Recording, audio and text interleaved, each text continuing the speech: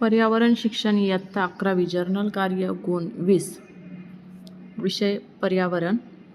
त्यामध्ये 5 प्रश्न लिहायचे असतात.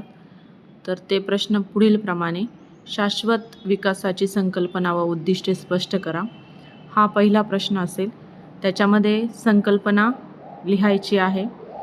नंतर कमीत कमी 4 उद्दिष्टे ही स्पष्ट करायची आहे. पहिलं उद्दिष्टे पर्यावरण संरक्षण, दुसरं नैसर्गिक संसाधनाचा सुयोग्य वापर जसं की पाणी, कोळसा, तेल यांचा सुयोग्य वापर, तिसरं आर्थिक विकास.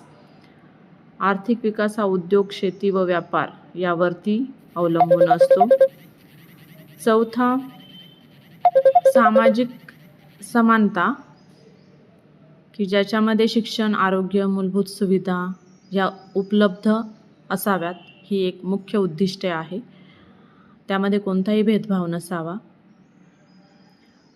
समाजात भेदभाव कमी झाल्यास एकता वाढते.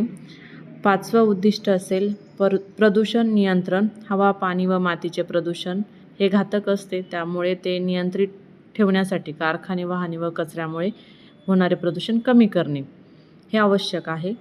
त्यासाठी 6वा नवीकरणीय ऊर्जेचा वापर, ज्याच्यामध्ये डिटेल इन्फॉर्मेशन दिलेली आहे. पर्याय म्हणून सौर ऊर्जा, पवन ऊर्जा, जलविद्युत यांचा वापर वाढवणे. प्रश्न दुसरा: परिसंस्था म्हणजे काय? परिसंस्थेची रचना स्पष्ट करा. पहिले परिसंस्था म्हणजे काय, त्यानंतर त्याची रचना. ती रचना एकूण 3 घटकांमध्ये डिव्हाइड आहे. सजीव घटक, त्याला म्हणतात उत्पादक, जे की स्वतःचे अन्न स्वतः तयार करतात. दुसरा आहे उपभोक्ता, जो असा सजीव की स्वतःचे अन्न स्वतः तयार करू शकत नाही, दुसऱ्या सजीवावरती अवलंबून असतो. आणि तिसरा म्हणजे निर्जीव घटक, की हा परिसंस्थेतील एक असा घटक आहे, सजीव नसतात पण सजीवांसाठी आवश्यक असतात.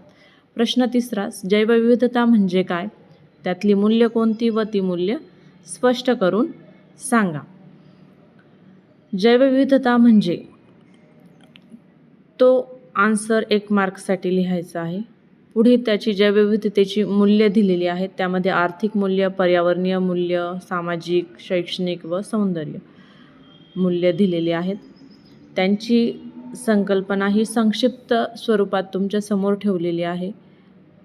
त्याचं स्पष्टीकरण लिहिणं गरजेचं आहे. आर्थिक मूल्य, दुसरं पर्यावरणीय मूल्य म्हणजे निसर्गामुळे पर्यावरण संतुलित व सुरक्षित राहते, हवा पाणी शुद्ध राहते. तिसरं म्हणजे सामाजिक व सांस्कृतिक मूल्य, ज्याचा की मानवी जीवनावर, निसर्गावर, परंपरांवर, संस्कृतीवर होणारा प्रभाव, ते एक महत्त्वाचं मूल्य आहे. त्यानंतर शैक्षणिक व वैज्ञानिक मूल्य, की निसर्गाचा अभ्यास व संशोधनासाठी असलेला उपयोग. नंतरचा प्रश्न आहे जमिनीचे संवर्धन म्हणजे काय? जमिनीच्या ऱ्हासाची कारणे स्पष्ट करा व खनिज संसाधनांच्या संवर्धनासाठी उपाययोजना सुचवा. जमिनीचे संवर्धन म्हणजे मातीची सुपीकता, गुणवत्ता, उत्पादकता टिकवून ठेवणे, याला म्हणतात जमिनीचे संवर्धन. योग्य पद्धतीने शेती करणे. त्याची ऱ्हासाची कारणे जी आहेत ती पुढीलप्रमाणे, जी काही 5 कारणे दिलेली आहेत, पॉईंट टाकून लिहायची आहेत जशीच्या तशी. त्यानंतर खनिज संसाधनांच्या संवर्धनासाठी उपाय, याच्यासाठी 10 उपाय सुचवलेले आहेत. त्यापैकी 5 उपाय तुमच्यासमोर, नंतरची 5 अगदी मुद्देसूद उत्तर लिहायचे आहेत.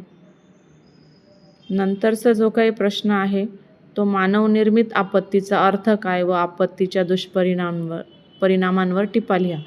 मानवनिर्मित आपत्ती म्हणजे जसे की औद्योगिक अपघात, आग लागणे, प्रदूषण, अणुऊर्जा अपघात, हे मानवनिर्मित आपत्ती आहेत, जे की मानवांच्या कृतीमुळे होतात.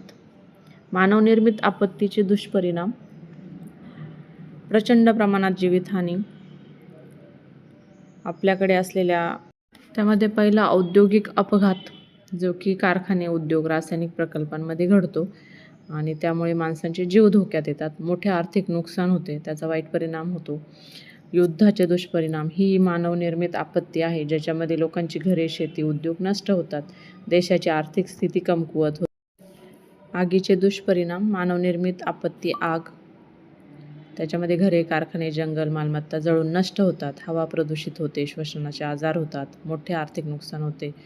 नंतर प्रदूषणाचे दुष्परिणाम, ही मानवनिर्मित आपत्ती आहे जिच्यामुळे पर्यावरणाचे संतुलन बिघडते. अणुऊर्जा अपघात दुष्परिणाम, हेही मानव जीवनासाठी अत्यंत घातक असते.